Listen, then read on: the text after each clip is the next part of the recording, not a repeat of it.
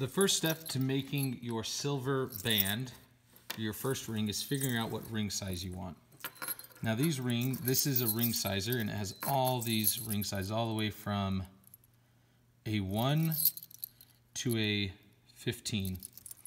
So what you're going to do is you're actually going to take your ring sizer, and you're going to find whichever ring works best. And find out whichever finger you want. If you want it on the pinky, measure the pinky. If you want the middle or ring or thumb, whatever. But I want on my pointer finger, so I'm going to try a 9.5.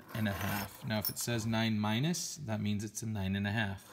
If it says 10, it means it's a 10. If it says 10 minus, it means it's 10.5.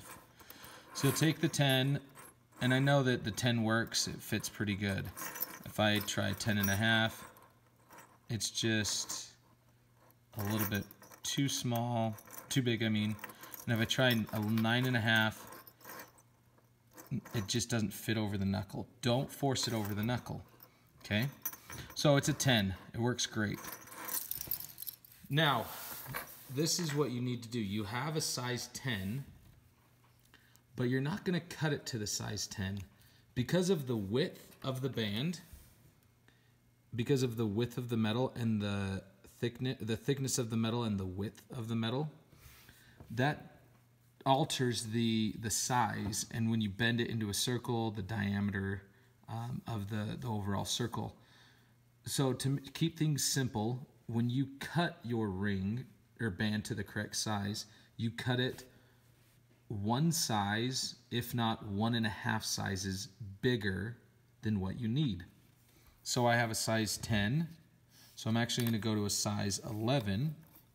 What you're going to do, you've got a size 11 right here, and with this line, you're going to take that and you're going to follow it over here. Where this line right here meets or crosses that, that's where that 11 is. So if I come down to here, I see 11, I mark this end, and then I come over here and I mark this end with the marker, just like that. And now I need to cut this metal off so that it's the correct size. So you want to make it a size to a size 1.5 bigger. So my original size is a size 10. I went to an 11. I could go to an 11.5 if I wanted to. Now after you size it, it's time to cut. So you'll come over here to the bench shear. Now this bench shear has a ruler on it right here, which keeps everything which is square to this blade right there. So what you're going to do is you're going to take this band and you're going to push it over past this guard right here. You never put your fingers into that guard. And you're going to line it up just so that that piece of that mark right there is in line with this blade, and that's where the blade is going to cut it. You're going to hold it tight against this the ruler, make sure it's lined up correctly, and then with your other hand you're going to push it down. That will give you this little piece.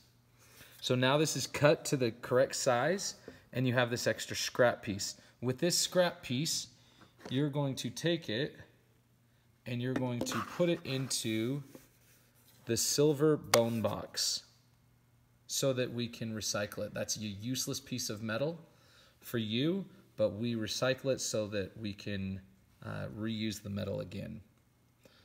And that's how you size and cut your band for your silver band. Now that you have your metal band cut to the correct size, or in this case it's a size 10 but we cut it to an 11 because of the thickness and the width of the band, you need to bend it into a round shape, into the actual shape of the ring. Now at this point you don't need to make it perfectly round. You just have to connect this side and this side together to solder it. So I'm going to show you two ways that you can do that. The first way is you can actually just take your metal and you can just bend your metal. Let me get that in the shot. Bend your metal with your fingers until it lines up like that. Now that's actually fine, because what you're gonna do is you're gonna then take your metal, put it over the table, and if you look closely, I'm gonna push in with my 2 index fingers, push in with the band, and then I'm gonna push down with the metal, my thumbs, and I'm gonna push my ring together so that now, if you look, it's completely closed.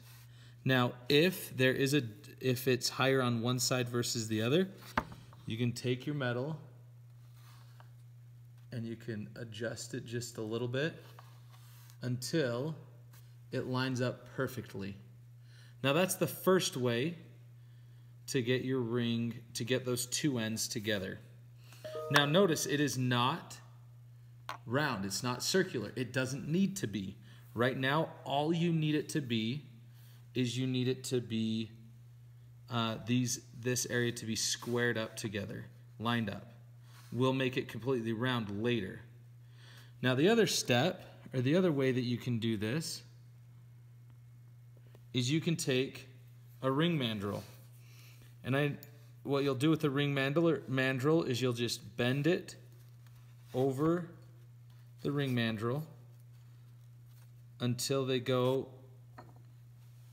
somewhat close, and you can take a rawhide mallet and you can hit that metal like that, and you can keep pushing it, and with this you can actually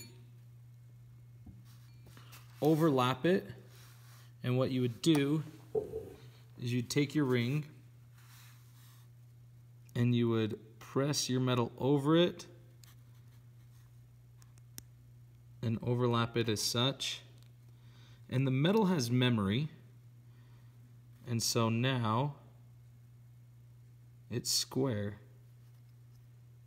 Now at this point I could go back and I could do what I did before and press it so it's looks like a D.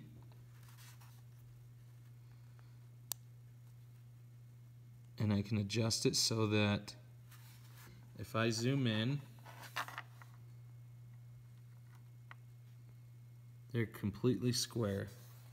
So we have two rings that were formed, one by hand and the other by a ring mandrel.